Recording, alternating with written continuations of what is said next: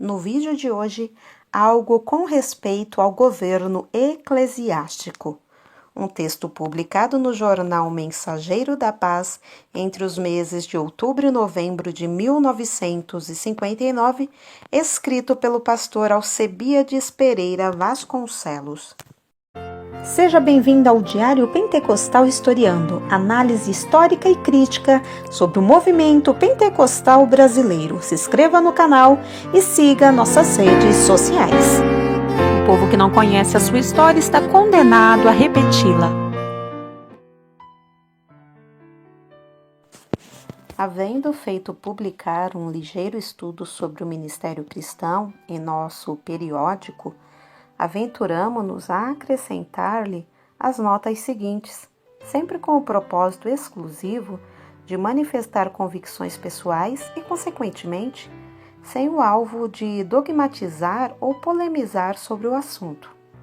Em nossa experiência pastoral, havemos, por graça de Deus, servido por 3 vezes a igrejas com presbitérios organizados, aos quais honramos e em tudo quanto dependeu de nossa inexpressiva cooperação, procuramos fazer todas as coisas de pleno acordo com os mesmos, segundo as normas de governo encontradas, mesmo em contrário à nossa maneira de perceber e entender o ensino bíblico sobre governo eclesiástico, justamente porque, como dissemos, alguns jamais nos julgamos reformadores de costumes, etc.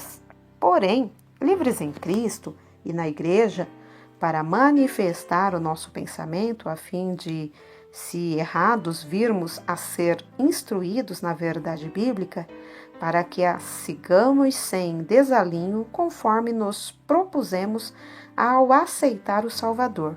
Eis-nos, portanto, de volta à luz da publicidade, com o assunto gêmeo do anterior, pedindo aos amáveis leitores, mormente aos pastores, a complacência de nos lerem com atenção, notando, por favor, que nosso propósito é o acima exposto, revelar o que achamos certo, para que, se errados, sermos instruídos na verdade bíblica que amamos e desejamos seguir a todo custo, com introito acima à guisa de ressalva, passemos ao assunto. No nosso entender, a Igreja cristã biblicamente entendida governa-se a si mesma mediante o sistema democrático em que todos os seus membros livremente podem e devem ouvir e ser ouvidos, votar e ser votados conforme a sua capacidade pessoal de servir. Isto posto, consideramos que o sistema de um presbitério oligárquico que delibera e executa, sobreposto à Igreja de Deus, é completamente sem fundamento bíblico, posto que diretamente num texto do Novo Testamento alude à sua existência. Bem assim, o sistema ditatorial de um pastor que delibera e executa por si mesmo, sem a autoridade expressa por voto da maioria da Assembleia, é coisa destituída de base neotestamentária. Aleluia! A Igreja cristã, à luz do Novo Testamento, é uma democracia perfeita, em a qual o pastor e seus auxiliares de administração tenham as categorias ou denominações que tiveram, não dominam, pois quem domina sobre ela é Jesus, por mediação do Espírito Santo, sendo o pastor apenas um servo que lidera os trabalhos sob guia do mesmo Espírito Santo. E neste caso, é expressa e taxativamente proibido de ter domínio sobre a igreja. 1 de Pedro 5, 2 e 3. Aleluia!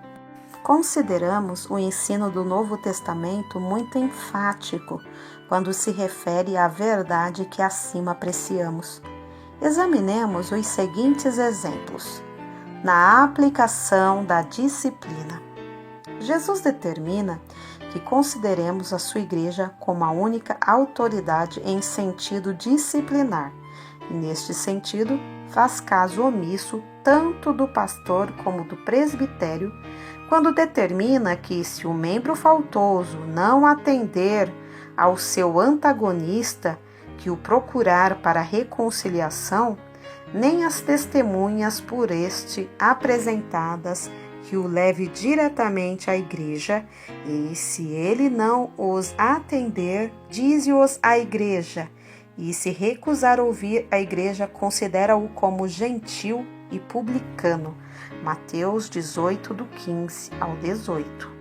Na eleição do sucessor de Judas, quando se verificou a necessidade de um substituto para Judas que se desviara, está escrito: naqueles dias, levantando-se Pedro no meio dos irmãos,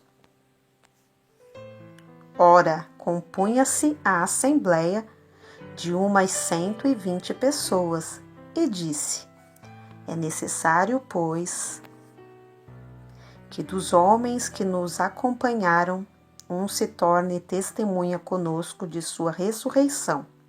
Então propuseram 2 e os lançaram em sortes, vindo a sorte recair sobre Matias, o qual, com o voto de todos, passou a ser constado com os 11 apóstolos. Atos 1, do 15 ao 26. Na eleição dos diáconos. Aliás, neste sentido, é unânime entre nós o consenso de que devem ser escolhidos esses servidores por voto geral da Igreja. Porém, nosso propósito não é analisar este assunto, e sim demonstrar os casos em que a Igreja primitiva impôs sua autoridade, que foi reconhecida e respeitada tanto pelos apóstolos como por seus assessores imediatos. A frase grega topletos ton meteton está vertida na revisão autorizada por a comunidade dos discípulos, e 8 outras versões que consultamos a traduzem por a multidão dos discípulos. Uma ou outra tradução deixa claramente entendido que não imperou a vontade de um pastor ou de um presbítero, mas sim, então, os 12, convocando a comunidade dos discípulos, disseram: escolhei dentre vós 7 homens de boa reputação, cheios do Espírito Santo e de sabedoria, aos quais encarregamos deste serviço. Este parecer agradou a toda a comunidade e elegeram. Atos 6, do 2 ao 5. Na eleição de presbíteros. Do mesmo modo que os apóstolos procederam na escolha do sucessor de Judas e dos diáconos, fizeram Paulo e seus auxiliares nas igrejas entre os gentios, conforme o testemunho de Lucas, e promovendo-lhes em cada igreja a eleição de presbíteros, depois de orar com jejum. Atos 14, 23.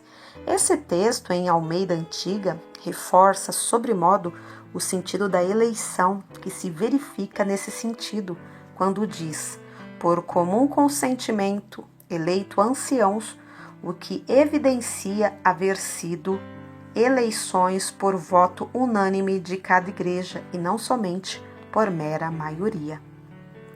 Na escolha, envio e assistência a missionários. Diz Lucas, com respeito à evangelização de Samaria, onde estava Filipe, um dos 7 escolhidos pela igreja em Jerusalém, que agora exercia o dom de evangelista. A notícia a respeito deles chegou aos ouvidos da igreja que estava em Jerusalém e enviaram Barnabé até Antioquia. Atos 11, 22. E em Atos 15, 40 está escrito que Paulo, tendo escolhido a Silas, partiu encomendado pelos irmãos à graça de Deus. Acreditamos que irmãos aqui se refere à igreja e não a outrem. Na recepção de relatórios. Do que está escrito no livro de Atos 11, do 1 ao 8, deduzimos que Pedro, embora revestido de autoridade apostólica, sentia-se dependente da igreja em Jerusalém, a quem deu contas pormenorizadas de sua atividade evangelizadora entre os gentios. Chegou ao conhecimento dos apóstolos e dos irmãos que estavam na Judéia que também os gentios haviam recebido a palavra de Deus. Quando Pedro chegou a Jerusalém, os que eram circuncidados o arguiram, dizendo: Entraste em casa de homem incircunciso e comeste com eles. Então Pedro passou a fazer-lhes uma exposição por ordem. E depois, ao surgir a questão judaizante entre os gentios, chegando Paulo e Barnabé a Jerusalém, está escrito que foram bem recebidos pela igreja, pelos apóstolos e pelos presbíteros e relataram tudo o que Deus fizera com eles. Atos 15, 4. Segundo o testemunho insuspeito de Lucas 1, do 3 ao 4, Atos 1, do 1 ao 5, a igreja em Jerusalém sempre foi autoridade consultada e ouvida em todas as resoluções, conforme se depreende dos textos seguintes. Então pareceu bem aos apóstolos e aos presbíteros com toda a igreja, constando também do introito e saudação da carta que escreveram aos irmãos, às igrejas, dentre os gentios, a menção os irmãos, a igreja, os apóstolos e os presbíteros aos irmãos, às igrejas, dentre os gentios. Atos 15, do 22 ao 23. Ora, se a igreja era consultada e tomava resolução em conjunto com o ministério sobre questões de fé e de ordem, no princípio, claro, está que ela não estava sujeita ao domínio de um pastor e tampouco de um presbítero ou convenção ou qualquer outra coisa semelhante. Todavia, dirá alguém que o verso 6 diz que foram somente os apóstolos e os presbíteros que se reuniram para examinar a questão. No entanto, diz-nos o verso 12: Então a multidão silenciou, passando a ouvir Barnabé e Paulo. Quer isto dizer que havia uma multidão de presbíteros na igreja em Jerusalém? Porque os apóstolos eram apenas 12. Pelo contrário, o mesmo termo grego que está em Atos 6 e 5, pletos, descrevendo a comunidade ou multidão dos discípulos, quando da escolha dos diáconos, também está aqui em Atos 15 e 12, para descrever a multidão ou comunidade que se calou para ouvir. Ora, esta era uma e a mesma multidão ou a comunidade cristã de Jerusalém, a igreja ali sediada e não outra. E se ela se calou para ouvir, logicamente é porque estava falando, tomando parte ativa e direta nos debates ali verificados. Firmados nas razões acima transcritas, dizemos que, ao nosso entender, a igreja local, assistida pelo Espírito Santo e liderada por seu ministério, é a suprema autoridade humana na esfera espiritual desta vida, reconhecida por Deus no Novo Testamento. E reconhecemos mais que o ministério é constituído de cooperadores de Deus, 1 de Coríntios 13, 9, a serviço das igrejas locais, como servo e não como Senhor. E ainda reconhecemos que qualquer tipo de governo que coloquemos sobre a igreja local, seja ele ministerial, presbiterial, convencional, episcopal ou qualquer outro, será mero arranjo humano sem apoio fundamentado nos dispositivos do Novo Testamento.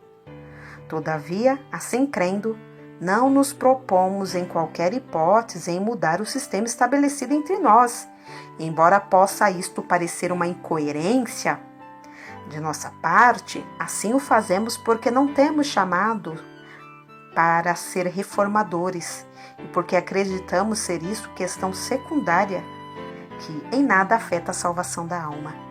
Por estranho que pareça, a palavra presbitério ocorre, se não nos equivocamos, apenas uma vez em todo o Novo Testamento, em 1 de Timóteo 4,14, e mesmo assim, levada em consideração à luz do seu paralelo de 2 Timóteo 1,6, e examinado ambos os textos à luz de todo o conteúdo do Novo Testamento, deixa-nos num penoso suspense, porque nos leva à conclusão de que trata de um ajuntamento de pastores ao invés da instituição que em nossos tempos conhecemos com este nome em nosso meio. Parece uma coisa proposital que o Espírito Santo, a inspirar Paulo e os outros apóstolos, escritores a escrever as suas cartas doutrinárias, haja endereçado-as diretamente às igrejas, olvidando até mesmo os seus pastores com apenas uma exceção, e não diz em qualquer delas uma só palavra que seja com respeito a qualquer suposto corpo governativo das mesmas. Não é demais citar a própria Bíblia. Portanto, vejamos Romanos 1,7. A todos os que estáis em Roma, amados de Deus, chamados para serdes santos, graça a vós outros e paz da parte de Deus nosso Pai e do Senhor Jesus Cristo. 1 de Coríntios 1:2. A Igreja de Deus que está em Corinto, aos santificados em Cristo Jesus, vocacionados para serem santos. 2 de Coríntios 1:1. A Igreja de Deus que está em Corinto e a todos os santos em toda a Acaia. Gálatas 1:2, às igrejas da Galácia, graças a vós outros e a paz da parte de Deus nosso Pai e do Senhor Jesus Cristo. Efésios 1:1, a todos os santos que vivem em Éfeso e fiéis em Cristo Jesus. Filipenses 1:1, a todos os santos em Cristo Jesus, inclusive os bispos e diáconos que vivem em Filipos. Aqui temos a única exceção. Colossenses 1:2, aos santos e fiéis irmãos em Cristo que se encontram em Colossos. 1 e 2 de Tessalonicenses 1:1, a igreja dos Tessalonicenses em Deus Pai e no Senhor Jesus Cristo, graça e paz a vós outros. As 4 cartas pastorais, Paulo as escreveu a 3 ministros do Evangelho e nelas apenas uma vez, conforme nos reportamos acima, alude a presbitério. Porém, ao fazê-lo, demonstra como função dele não governar a igreja, e sim separar obreiro para o ministério da palavra. Acreditamos em obediência a determinada resolução antecipada de uma igreja local. As de Tiago e de 1 Pedro foram endereçadas aos judeus cristãos da diáspora com instruções preciosas, porém nelas também os seus escritores silenciam a particularidade de que nos ocupamos neste estudo. 2 de Pedro foi dirigida aos que conosco obtiveram fé igualmente preciosa na justiça de nosso Deus e Salvador Jesus Cristo. 2 e 3 de João são cartas pessoais ou individuais.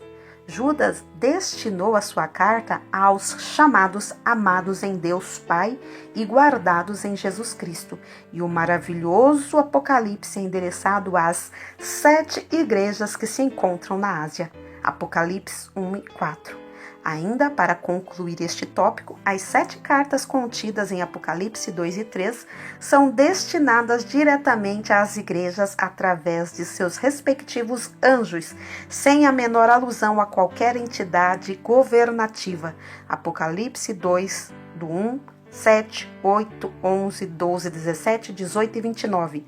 Apocalipse capítulo 3, versículos 1, 6, 7, 13, 14 e 22. Em adendo ao nosso estudo, passaremos a expressar o que cremos com respeito à teoria que define haver 2 classes de presbíteros com base em 1 de Timóteo 5,17. De acordo com o abalizado conhecedor do idioma original do Novo Testamento, o referido texto, na maioria de nossas versões, é mal traduzido, afirmando, porém, que a edição brasileira, em certo sentido, aproxima-se mais da realidade do que as demais, e nela temos o seguinte: os presbíteros que cumprem bem os seus deveres sejam tidos dignos de dobrada honra, especialmente os que se ocupam na palavra e no ensino. Ponhamos cada elemento à parte e os consideremos desse modo. A primeira parte alude aos presbíteros que cumprem bem os seus deveres. Quais são esses deveres? Leiamos 1 de Timóteo 3, do 8 ao 7, Tito 1, do 5 ao 9, Atos 20, 28, etc. O que vemos nesses textos? Muitos deveres, é verdade, mas no tocante a governar a igreja, não se diz uma só palavra sequer. Deve sim governar, mas a sua própria vida e família. Quanto à igreja, ele deve ter cuidado dela. 1 de Timóteo 13, 5. Ensinar e admoestar. Tito 1 e 9. Apacentar. Atos 20 e 28. Assim, levando em consideração que o presbítero não é um governador e sim um líder, à semelhança de um professor, passemos à outra parte. Sejam tidos por dignos de dobrada honra. Aqui nós temos no original as palavras disples timis, que acreditamos, dentre todas as versões portuguesas, é a de Matos Soares, a mais precisa, pois a traduz por dobrado estipêndio. E tanto é certo isso que os doutos revisores da Bíblia de Almeida colocaram à margem a seguinte nota com respeito à palavra timis: honra ou remuneração. De fato, diz uma autoridade consultada que diplés vem do diplou, que significa pago em dobro, paga, recompensa. Ora, analisando-se esse texto à luz do seu contexto, contido no verso 18, logicamente somos obrigados a admitir a tradução de disples por dobrado e timis por estipêndio, conforme o fez Matos Soares ao traduzir o latim duplice honore. Pois, diz o verso 18, não atarás a boca ao boi quando debulha, e digno é o trabalhador do seu salário. Aqui chegados, perguntamos: por se aludir neste texto aos presbíteros que se ocupam da palavra e do ensino, justifica-se só por isso a existência de outra classe de presbíteros? Se a resposta for afirmativa, neste caso, ocorre-nos mais uma pergunta: quais são os deveres dessa outra classe de presbíteros inferiores e por que o Novo Testamento apenas alude à sua existência neste texto? Ao nosso modo de crer, não há aqui duas classes de presbíteros, e sim uma só. O que se verifica na época de Paulo e Timóteo, ao nosso entender, é o mesmo que com muita frequência se repete em nossos dias. Havia presbíteros que não possuíam o dom da palavra e outros não tinham o dom do ensino, do mesmo modo que atualmente há pastores em idênticas condições. Aliás, os revisores da Bíblia de Almeida traduziram esta frase assim: especialmente os que se afadigam na palavra e no ensino.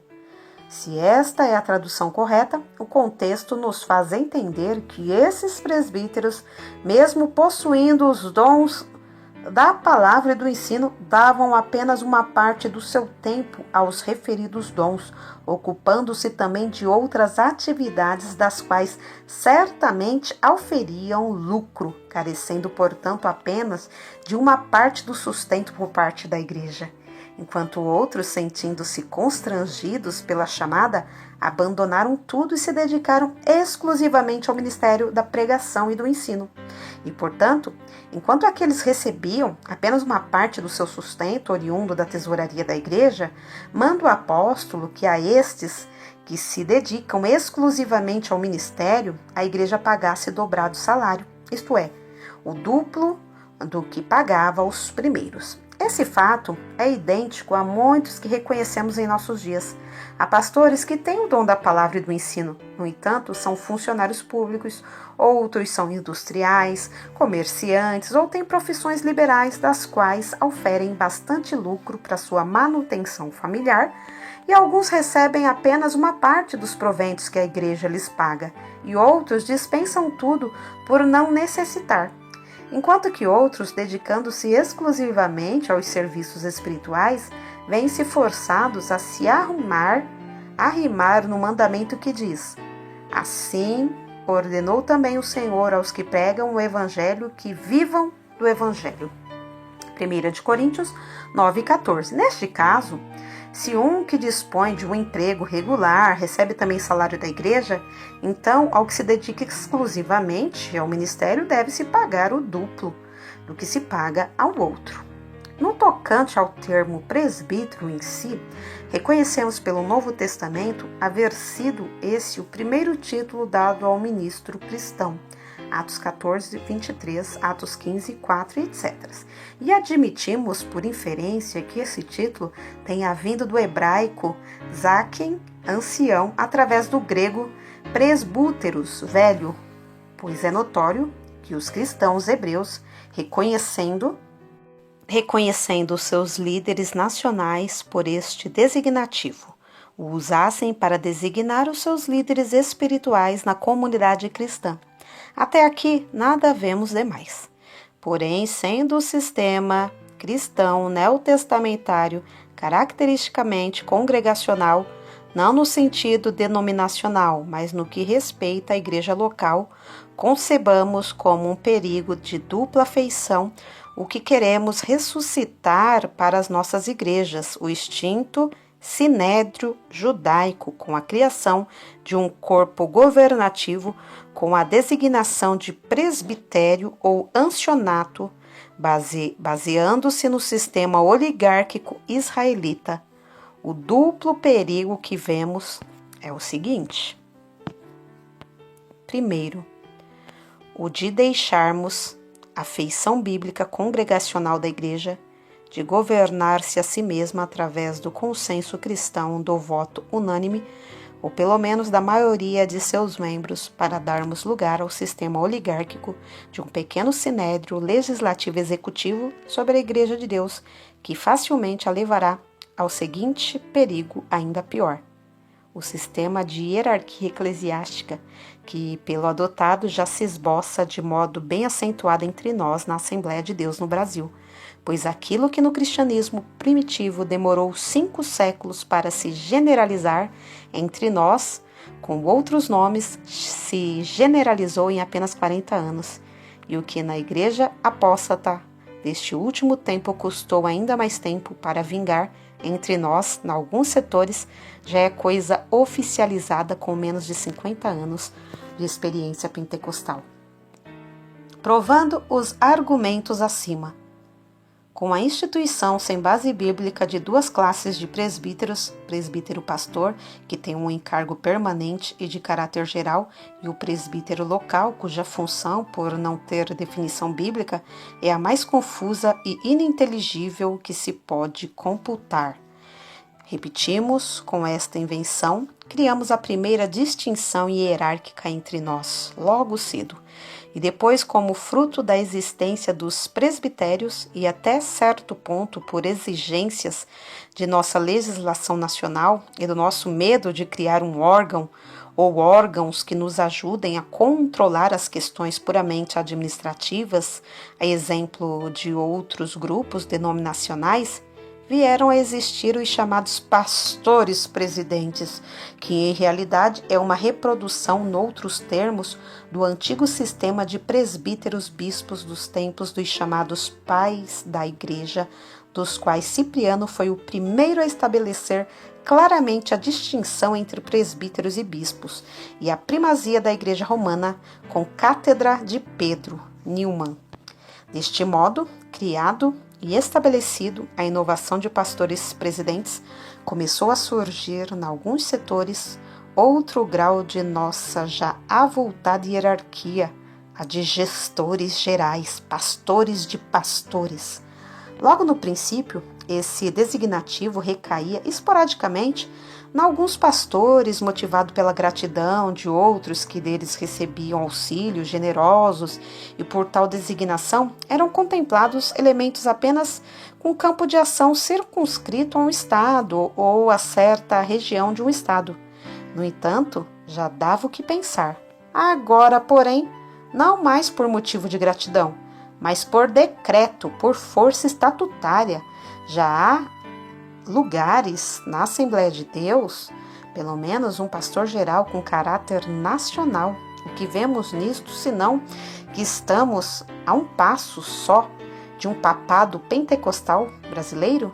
Daí a infabilidade é apenas um salto e talvez não muito grande, porque os profetas estão aí mesmo para proclamarem a inovação. Diz o adágio popular que o pior cego é aquele que não quer ver. Esperamos que tal sentimento não seja o nosso sentimento nacional, mas se o for, então despertaremos tarde demais. Que Deus tal não permita. Amém. Alcebiades Pereira Vasconcelos, Jornal Mensageiro da Paz.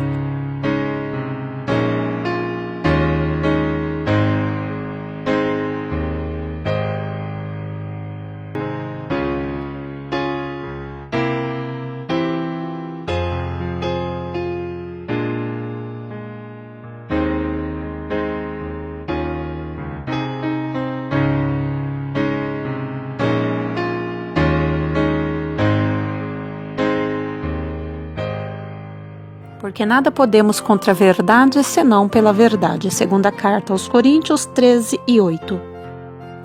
Se você gostou do conteúdo deste vídeo, se inscreva no canal, deixe o seu joinha, compartilhe e ative o sininho para receber do YouTube as notificações dos novos vídeos.